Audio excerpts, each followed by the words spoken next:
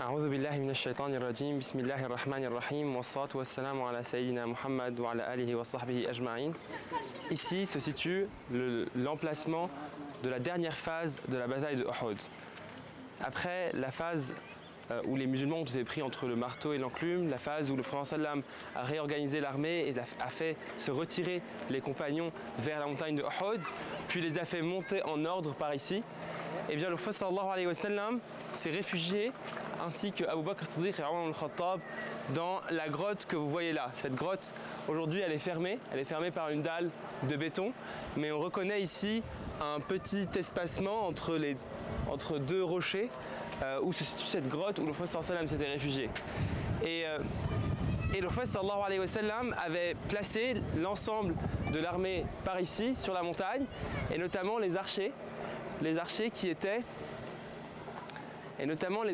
étaient sur les versants, derrière les rochers, cachés sur les hauteurs, afin de protéger cette zone. Il y avait une très grande concentration de musulmans et d'archers et de combattants ici. À ce moment-là, le but étant de protéger le prophète sallallahu alayhi wa sallam, de protéger la retraite des musulmans, et il est rapporté que Saad, par exemple, qui était très bon archer, et bien chaque fois qu'un polythéiste se rapprochait, et bien il lui tirait une flèche qui atteignait toujours sa cible. À ce moment-là, Abu Sufyan, le commandant de l'armée des polythéistes, va se rapprocher et voir une très grande concentration de musulmans ici, et il va se douter de quelque chose, de particulier, et il va se rapprocher cherchant le prophète sallallahu alayhi wa sallam ou Abu Bakr as-Siddiq ou Omar al-Khattab. Il va alors se rapprocher et appeler. Il va appeler et demander: est-ce que Mohammed est ici?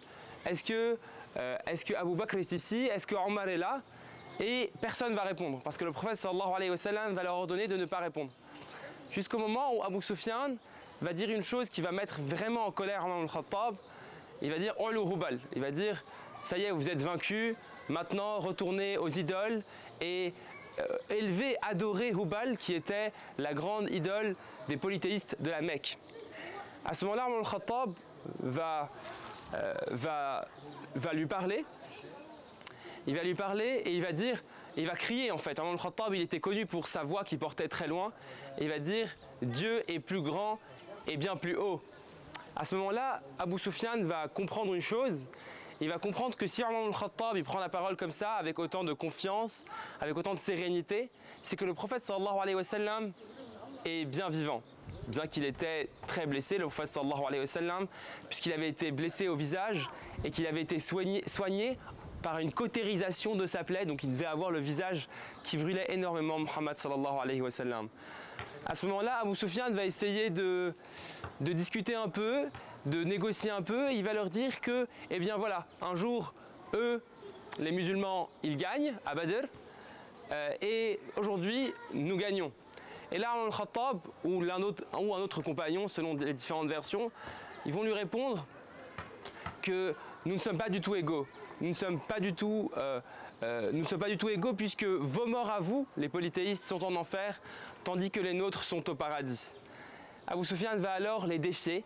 Il va les défier pour une prochaine bataille, un an plus tard, à Badr de nouveau.